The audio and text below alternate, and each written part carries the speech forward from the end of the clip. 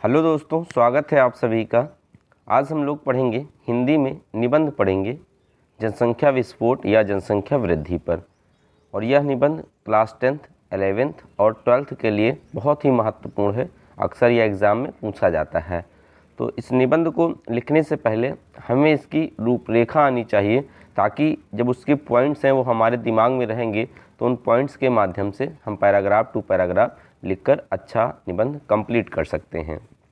तो जनसंख्या वृद्धि का जो निबंध है उसको लिखने का तरीका भी थोड़ा अलग होना चाहिए। निबंध जितना अट्रैक्टिव लिखा होगा उतने अच्छे नंबर मिलते हैं। तो सबसे पहले रूपरेखा की जो हेडिंग है उसके बाद में थोड़ा उधर बढ़ा करके उसमें रूपरेखा में क्या क्या आएगा।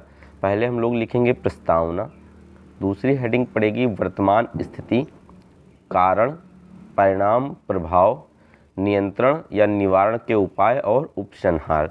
तो ये जो हेडिंग्स दी गई हैं इनके अंतर्गत हमको पहले दिमाग में कुछ आइडिया बना लेना चाहिए, ताकि जब हम निबंध लिखें तो एक फ्लो में चलता रहे। अब प्रस्तावना में क्या जनसंख्या वृद्धि के बारे में थोड़ा बताएंगे कि जैसे बोला जाएगा कि आज हमारे सामने बहुत बड़ी समस्याएं हैं और उनमें से एक सबसे बड़ी समस्या क्या है, जनसंख्या वृद्धि है। थोड़ा बहुत इसके बारे में बताएंगे। फिर वर्तमान स्थिति यानी प्रेजेंट टाइम में क्या सिचुएशंस है इस जनसंख्या वृद्धि की, उसके बारे में लिखेंगे। फिर परिणाम या प्रभाव, इस जनसंख्या वृद्धि के होने से कौन कौन से प्रभाव हुए हैं। उसके बाद में निवारण के उपाय या फिर नियंत्रण के बारे में पढ़ेंगे। लास्ट में उपसंहार या उसी को बोलते हैं क्या, कंक्लूजन पढ़ेंगे। तो पहली हेडिंग पढ़ते हैं प्रस्तावना। इसमें लिखेंगे कि आज हमारे सामने बहुत सी समस्याएं हैं, बढ़ती हुई जनसंख्या भी उनमें से एक है। हमारे सामने यह एक बहुत ही गंभीर समस्या है। देश की स्वतंत्रता और विभाजन के पश्चात सन 1951 में हुई जनगणना के अनुसार हमारी जनसंख्या 36 करोड़ से अधिक थी, जो वर्तमान में लगभग 1.39 बिलियन या 139 करोड़ हो गई है। जनसंख्या के इस तीव्र गति से बढ़ने को ही क्या कहते हैं, जनसंख्या विस्फोट कहते हैं। तो अब इस चीज़ को आप अपने दिमाग में बनाइए और उसको बिना देखे एक बार दोहराइए, ताकि दिमाग में आपके फीड हो सके। तो क्या बोला गया कि आज हमारे सामने बहुत सी समस्याएं हैं, उनमें से जो जनसंख्या वृद्धि है या बढ़ती हुई जनसंख्या है वह एक बहुत ही गंभीर समस्या है। और देश की स्वतंत्रता के बाद भारत की जनसंख्या जो थी लगभग 36 करोड़ थी, और अब वर्तमान समय में यह लगभग 1.39 बिलियन या फिर 139 करोड़ हो गई है। और जनसंख्या के इस तीव्र गति से बढ़ने को ही जनसंख्या विस्फोट कहते हैं। तो यह हो जाएगा प्रस्तावना। अब दूसरी हेडिंग हम लोग पढ़ेंगे वर्तमान स्थिति, प्रेजेंट सिचुएशन क्या है। तो भारत की जनसंख्या दिन दूनी रात चौगुनी दर से बढ़ रही है। आज हमारी जनसंख्या लगभग 140 करोड़ है। पूरे विश्व में चीन के बाद भारत का दूसरा स्थान है जनसंख्या में, और जनसंख्या के मामले में चीन का पहला था और भारत का दूसरा है।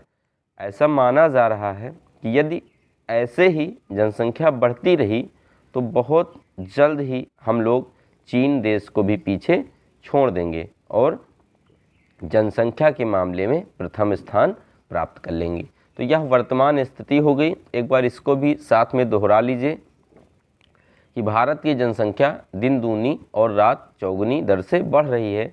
आज हमारी जनसंख्या लगभग 140 करोड़ है। दरअसल में ये जो 140 करोड़ लगभग दिया गया है, जो वर्तमान में यूनिक आईडी यानी जो दिया गया था आधार कार्ड, उसके फीडिंग के हिसाब से लगभग 139 करोड़ जनसंख्या है। तो पूरे विश्व में चीन के बाद भारत का दूसरा स्थान है जनसंख्या के मामले में।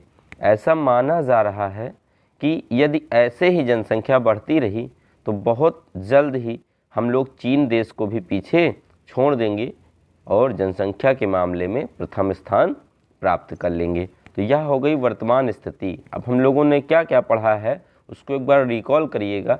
ऐसे बार बार दोहराने से, इससे कंप्लीट होने से पहले ही आपको पूरा तैयार हो जाएगा। पहला हम लोगों ने पढ़ा प्रस्तावना, उसमें बताया गया था कि आज हमारे सामने बहुत सी समस्याएं हैं, उनमें से जो जनसंख्या वृद्धि है या बढ़ती हुई जनसंख्या है वह बहुत ही गंभीर समस्या है। देश की स्वतंत्रता के बाद हम लोगों की जनसंख्या थी वो 36 करोड़ थी, लेकिन अब जो जनसंख्या है वो लगभग 1.39 बिलियन या फिर 139 से 40 करोड़ जो है हो गई है। 139 से 140 करोड़ हो गई है और इस तीव्र गति से बढ़ने को ही क्या बोलते हैं? जनसंख्या विस्फोट कहते हैं। दूसरी हेडिंग क्या पढ़े? वर्तमान स्थिति कि भारत में जो जनसंख्या है इस समय दिन दूनी और रात चौगुनी दर से बढ़ रही है। आज हमारी जनसंख्या लगभग 140 करोड़ है और पूरे विश्व में चीन के बाद भारत का दूसरा स्थान है जनसंख्या के मामले में। ऐसा माना जा रहा है कि यदि ऐसे ही जनसंख्या बढ़ती रही तो बहुत जल्द ही हम लोग चीन देश को भी पीछे छोड़ देंगे और जनसंख्या के मामले में प्रथम स्थान प्राप्त कर लेंगे। अब इसके बाद हम लोग लिखेंगे तीसरी हेडिंग जो थी कारण। कारण में क्या लिखा जाए कि कौन कौन से ऐसे कारण हैं जिससे जनसंख्या बढ़ती जा रही या बढ़ गई। तो बढ़ती हुई जनसंख्या के बहुत से कारण हैं। भारत में आज भी बच्चों का जन्म ईश्वर की देन माना जाता है।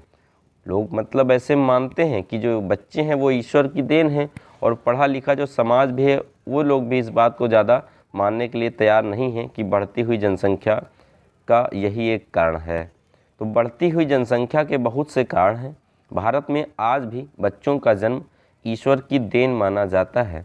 समाज का पढ़ा लिखा वर्ग भी इस तथ्य को स्वीकारने के लिए तैयार नहीं होता है कि बढ़ती हुई जनसंख्या का यह कारण है। और कारण हो सकते हैं स्वास्थ्य सेवाएं अच्छी हो गई हैं जिसकी वजह से मृत्यु दर काफ़ी कम हो गई है और यह भी जनसंख्या वृद्धि का कारण है। दूसरा रीज़न ये हो गया। नेक्स्ट रीज़न क्या लिख सकते हैं कि सामाजिक रीति रिवाज भी जनसंख्या वृद्धि में अपनी भूमिका निभाते हैं। जो रीति रिवाज कुछ गलत टाइप के हैं वह भी जनसंख्या वृद्धि का एक कारण है। से अंधविश्वास और अशिक्षा के अतिरिक्त जनसंख्या वृद्धि के अन्य कारण हैं, जैसे बाल विवाह, बहुविवाह, दरिद्रता। बहुविवाह का अर्थ हो गया एक से ज़्यादा शादी करना। गर्म जलवायु, जो क्लाइमेट है हमारे भारत की वो गर्म है, यह भी जनसंख्या वृद्धि जिससे बच्चे उत्पन्न करने की जो क्षमता है वो काफ़ी ज़्यादा हो जाती है और जनसंख्या वृद्धि का यह भी एक कारण बन जाती है। वंश वृद्धि के लिए पुत्र की अनिवार्यता आदि। लोगों का यह ज़्यादातर मानना है कि वंश को आगे बढ़ाने के लिए पुत्र प्राप्त होना जरूरी है। इसकी वजह से भी कई संतानें हो जाती हैं, तो यह भी एक जनसंख्या वृद्धि का कारण है। ये जो दिया गया बाल विवाह, बहुविवाह, अगर हमको थोड़ा और बड़ा लिखना है कारण तो इन्हीं को डिटेल में लिख देंगे कि भारत में बाल विवाह अत्यधिक होते हैं जिसकी वजह से जनसंख्या वृद्धि बढ़ती गई। तो जितने भी रीजन्स दिए गए हैं इन सब को बढ़ा करके लिख देंगे तो ये हो जाएगा कारण बन जाएगा।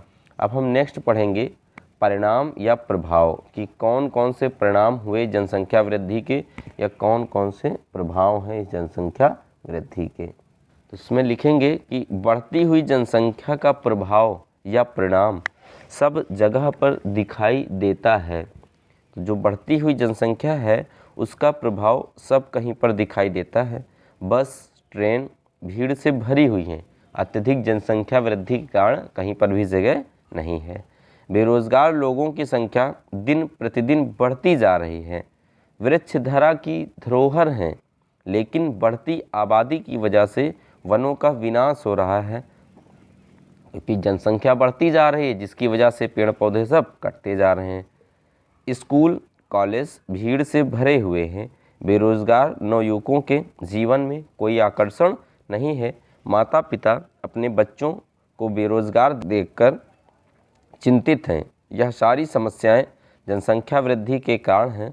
और प्रसिद्ध हास्य कवि काका हाथरसी ने भी लिखा है कि यदि यही रहा क्रम बच्चों के उत्पादन का तो कुछ सवाल आगे आएंगे बड़े बड़े। सोने को किंचित किंचित मीन्स जरा से भी सोने को किंचित जगह धरा पर मिले नहीं, मजबूरन हम तुम सब सोएंगे खड़े खड़े। तो क्या लिखा है काका हाथरसी जी ने कि यदि यही रहा क्रम बच्चों के उत्पादन का तो कुछ सवाल आगे आएंगे बड़े बड़े। सोने को किंचित जगह धरा पर मिले नहीं, मजबूरन हम तुम सब सोएंगे खड़े खड़े। तो यह हो गया परिणाम या प्रभाव। अब एक बार आप इसको दिमाग में रिकॉल कर लीजिए कि कौन कौन से प्रभाव हुए जनसंख्या वृद्धि होने से। तो बताया गया बढ़ती हुई जनसंख्या का प्रभाव हर जगह दिखाई देता है। बस ट्रेन सब भीड़ से भरी हुई हैं। बेरोजगार लोग की जो संख्या है वो दिन प्रतिदिन बढ़ती जा रही है। और पेड़ पौधे जो वृक्ष धरा की धरोहर थे, लेकिन आबादी की वजह से वनों का विनाश हो रहा है। और स्कूल कॉलेज वह भी सब भरे हुए हैं। बेरोजगार युवकों के जीवन में कोई भी आकर्षण नहीं है। यह सारी समस्याएं जनसंख्या वृद्धि के कारण हैं। और काका हाथरसी जी ने भी यह व्यंग्य लिखा है। अब हम आगे पढ़ेंगे नियंत्रण या निवारण के उपाय। तो नियंत्रण या निवारण के उपाय में यानी कौन कौन से उपाय किए गए हैं जिससे हम जनसंख्या वृद्धि को कंट्रोल कर सकते हैं। इसमें लिखा जाएगा कि यदि हम अपने देश की उन्नति पथ पर अग्रसर होना चाहते हैं, उन्नति के रास्ते पर बढ़ना चाहते हैं, तो हमें जनसंख्या वृद्धि की समस्या का निवारण करना होगा। सर्वप्रथम बच्चे ईश्वर की देन है, इस अंधविश्वासपूर्ण मानसिकता को बदलना होगा। जनसंख्या वृद्धि को नियंत्रित करने के लिए परिवार नियोजन सबसे उत्तम विधि है, फैमिली प्लानिंग जिसको बोलते हैं। क्योंकि जब परिवार नियोजित होगा तो आने वाले समय में जनसंख्या की वृद्धि नहीं होगी। संतुलित परिवार वर्तमान समय की ज़रूरत है। वर्तमान समय की जो नीड है वो होना चाहिए कि एक संतुलित परिवार होना चाहिए। जनसंख्या विस्फोट को रोकने के लिए भारत सरकार ने भी बहुत से प्रयास किए हैं। अर्थात जो भारत सरकार है वो भी बहुत गंभीर है इस मामले में।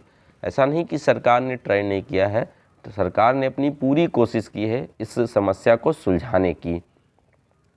और जो सरकार है वो अनेक प्रभावी कार्यक्रम भी चला रही है। पूरे देश में परिवार नियोजन केंद्र स्थापित किए गए हैं। सरकारी कर्मचारी को एक समय पर 2 पत्नियां रखने का अधिकार नहीं है।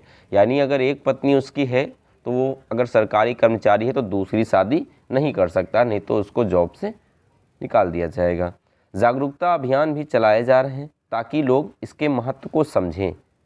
तो नियंत्रण के उपाय अब एक बार फिर से हम रिकॉल करेंगे कि देश यदि उन्नति के पथ पर होना चाहता है तो हमें जनसंख्या वृद्धि को कंट्रोल करना चाहिए। सर्वप्रथम बच्चे जो ईश्वर की देन है, इस अंधविश्वासपूर्ण मानसिकता को बदलना होगा। और नियंत्रित करने के लिए परिवार नियोजन सबसे उत्तम विधि है। और जो संतुलित परिवार है या नियोजित परिवार है वह वर्तमान समय की सबसे बड़ी ज़रूरत है। और इसके बाद में सरकार के एफर्ट्स लिख दीजिए कि भारत सरकार जो है वह जनसंख्या वृद्धि के मामले में बहुत ही गंभीर है और अनेक प्रभावी कार्यक्रम भी चला रही है। पूरे देश में परिवार नियोजन केंद्र स्थापित किए गए हैं ताकि लोग उसका लाभ ले सकें और उसके महत्व को समझ सकें। सरकारी कर्मचारी को एक समय पर 2 पत्नियां रखने का अधिकार नहीं है। जागरूकता अभियान भी चलाए जा रहे हैं ताकि लोग इसके महत्व को समझें। अब कुछ अन्य उपाय हैं जिनसे हम जनसंख्या वृद्धि को रोक सकते हैं, कंट्रोल कर सकते हैं। जैसे 2 बच्चों के मापदंड को अपनाना, अर्थात हम 2 और हमारे 2 की नीति को अपनाना। छोटा परिवार सुखी परिवार में विश्वास, यानी अगर हम विश्वास करेंगे कि छोटा परिवार सुखी परिवार होता है तो हम इसके महत्व को समझेंगे और आने वाले समय में जो जनसंख्या कंट्रोल है वो किया जा सकता है। अगला लिख सकते हैं कि छोटे परिवार को सुविधाओं में वृद्धि दें जिससे लोग जागरूक हों। अगर गवर्नमेंट छोटे जो परिवार हैं उनको अगर सुविधाएं थोड़ा बढ़ाकर देगी तो जो बड़े फैमिली वाले लोग हैं जिसमें जनसंख्या ज़्यादा है वो इसके महत्व को समझेंगे और आगे से फैमिली प्लानिंग कंट्रोल पे विचार करेंगे और जनसंख्या को थोड़ा कंट्रोल किया जा सकता है। परिवार नियोजन कार्यक्रमों में वृद्धि, सरकार को चाहिए कि जो फैमिली प्लानिंग प्रोग्राम है उनमें और ज़्यादा वृद्धि करे, क्योंकि जब लोग उसको देखेंगे तो उसकी इम्पोर्टेंस को समझेंगे और इस चीज़ को अपने जीवन में भी आत्मसात करेंगे। बच्चों की शादी देर से करने के लिए लोगों को प्रेरित करना। तो भारत में जो शादी की आयु है लड़का और लड़की की, उसे थोड़ा सा और बढ़ा देना चाहिए। इससे भी कुछ हद तक जनसंख्या वृद्धि को कंट्रोल किया जा सकता है।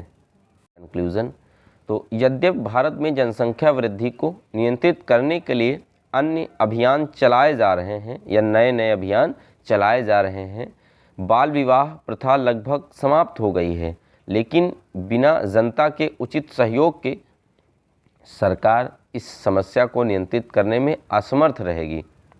इसीलिए हम लोगों को भी इस समस्या के नियंत्रण के लिए उचित सहयोग देना चाहिए। तो एक बार रिकॉल करेंगे इसको कि भारत में जनसंख्या वृद्धि को नियंत्रित करने के लिए नए उपाय चलाए जा रहे हैं। बाल विवाह प्रथा लगभग समाप्त हो गई है, लेकिन बिना जनता के उचित सहयोग के सरकार भी इस समस्या को दूर करने में असमर्थ रहेगी। इसीलिए हम लोगों को भी इस समस्या के नियंत्रण के लिए उचित सहयोग देना चाहिए। फिर लास्ट में एक हम थॉट लिख देंगे कि अगर सच में चाहते हैं अपने देश का विकास तो बढ़ती आबादी का करो ह्रास। ह्रास मीन्स बढ़ती आबादी को कंट्रोल करो या नियंत्रित करो या कम करो। तो इस तरह से यह हिस्से समाप्त होता है दोस्तों। अब आप इसको एक बार दोहराइएगा, सोचिएगा, तो आपको ऐसे ही यह याद हो जाएगा। अगर दोस्तों यह निबंध आपको अच्छा लगा हो तो चैनल को प्लीज़ लाइक, शेयर और सब्सक्राइब ज़रूर करिएगा और दोस्तों में भी शेयर करिएगा ताकि उनको भी इसका लाभ मिलता रहे।